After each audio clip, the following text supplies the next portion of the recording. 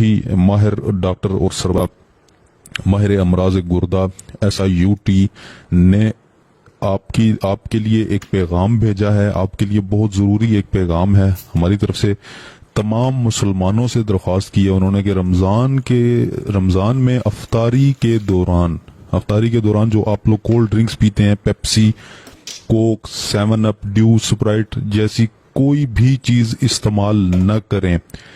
سارے دن روزہ رکھنے کی وجہ سے گردے ڈی ہائیڈریٹ ہو جاتے ہیں اور گیس والے مشروبات استعمال کرنے کی وجہ سے گردے فیل ہو سکتے ہیں. تمام مسلمانوں کو چاہیے کہ افطار میں ایسے مشروبات بالکل بھی استعمال نہ کریں.